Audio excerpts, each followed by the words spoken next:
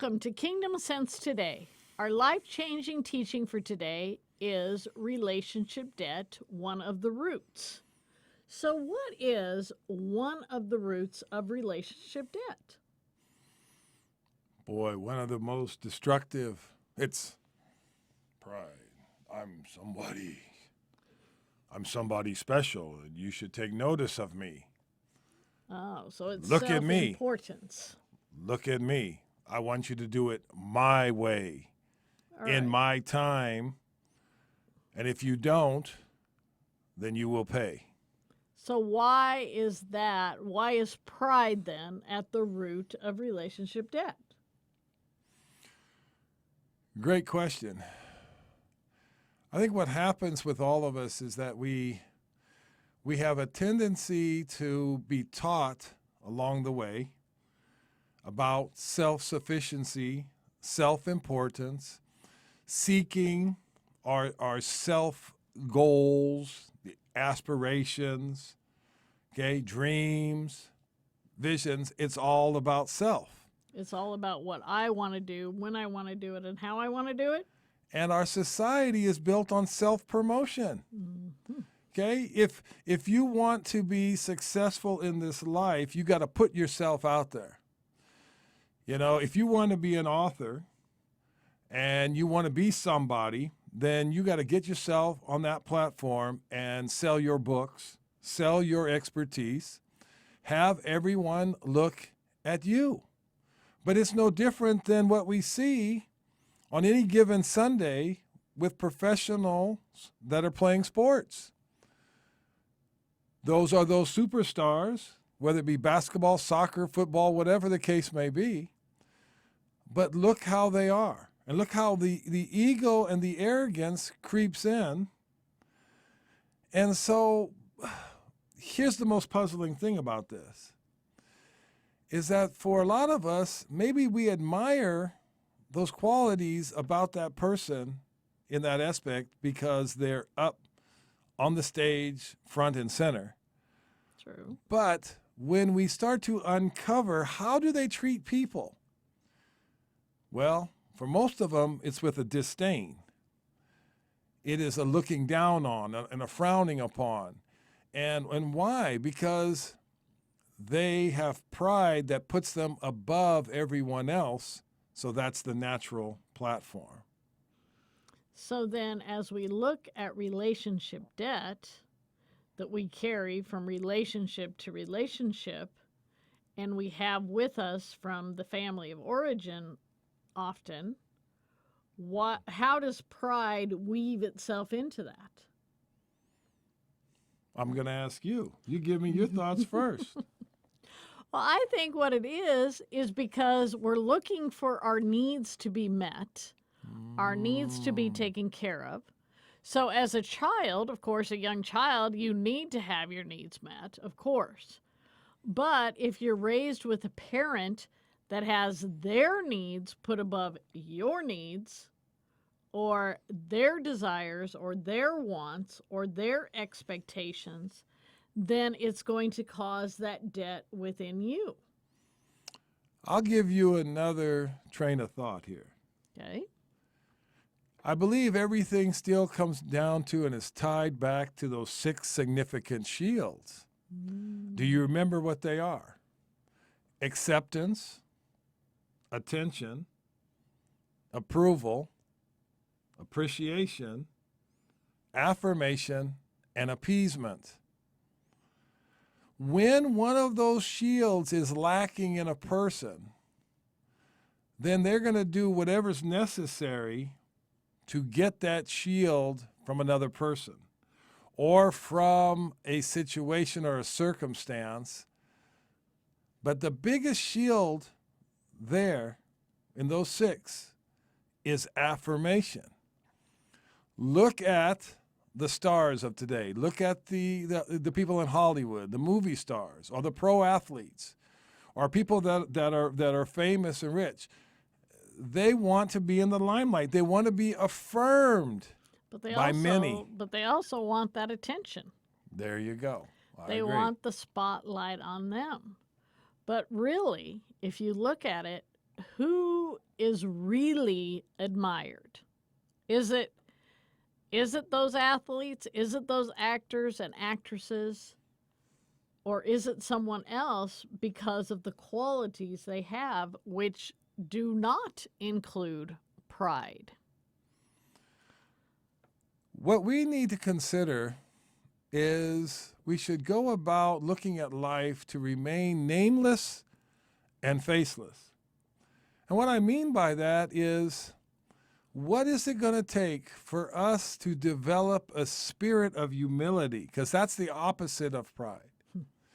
Where instead of saying, look at me, how great I am, and this and that, wouldn't it be better to just go about your business and letting others see the qualities in you that of how they want to be and how you are significant and you're adding value to their life in some way? This is why what has been lost is mentorship. We don't have any solid mentors, and you cannot say that looking at a pro athlete or a movie star that they are a mentor to youth. No, because many times they do not set forth the right and the best example of that. It is someone who is behind the scenes, who takes the time to take a personal interest in someone, and the spotlight is pushed on the other person, not on themselves, because they are walking in a spirit of humility. So how, Michelle, do we develop humility? What are like 3 steps that a person could do? I think one of the first steps is to think of putting the other person or persons first. Think of their needs, their wants, their desires before your own. And I'm not talking about you don't take care of yourself at all. I'm talking about, though, what could that other person need from you that you could give to them?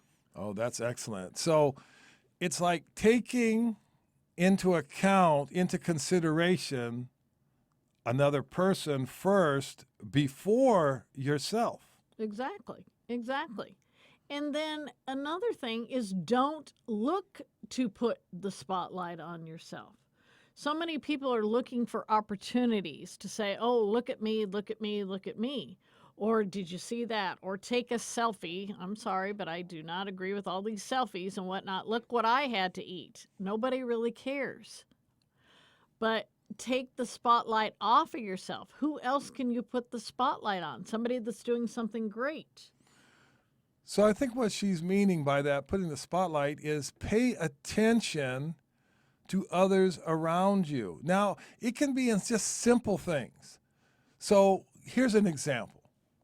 You're at the grocery store and you're going down the aisle, okay? And you notice someone who is trying to reach up to grab something off the top shelf, and they're having a hard time because they're shorter than you are. Instead of just passing by, you say, excuse me, let me help you. And you reach up to grab that can of tomatoes or whatever it is. Or how about any time that you see someone and they're having a bad day, not only throw them a smile, but then why don't you ask the Lord to bless them? Because we don't know their story. See, putting the attention on other people will cause us to become more spiritually sensitive, and a sensitivity will come to us that causes us to recognize other things that would normally appear to be quite obvious. And what's that third way that we could walk in humility? Well, I think to me, the biggest way to walk in humility is your connection with the Lord.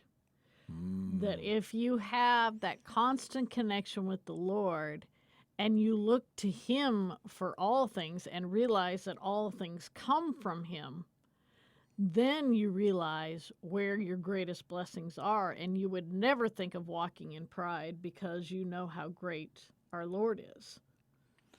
Well, something else that's helped me is to reflect on that everything that I do. So the air that I breathe, talking to you, walking, working, whatever the case may be, I have no control over it. It doesn't stem or come from me. It is because of the Lord. The Lord is the grantor of all good gifts. And so just the fact about breathing is a gift from him. Being able to work, being able to think, being able to drive a car, to walk. These are blessings from him. I did not bless myself. Nope. And so when I think about these things, it causes me to realize how small that I am and how inadequate I am without him. And then to look at his life. Here, the King of Kings, the Lord of Lords, the one who owns all things, comes to earth as an infant that was relying on other people to take care of him. And at no time, if you study his life, did he ever tap into the power from heaven, which he could have had angels. He owns everything, and he has all power, but he never demonstrated it in a manner that was, look at me, I'm the king. No. How many kings do you know that washed the feet of their apostles, the ones that were serving them?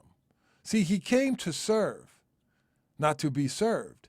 So I think the great lesson in humility is let us try to emulate our King, because he set forth the example of true humility, which then unlocks favor and other blessings and other virtues to come forth of our true nature, of how we really are to be.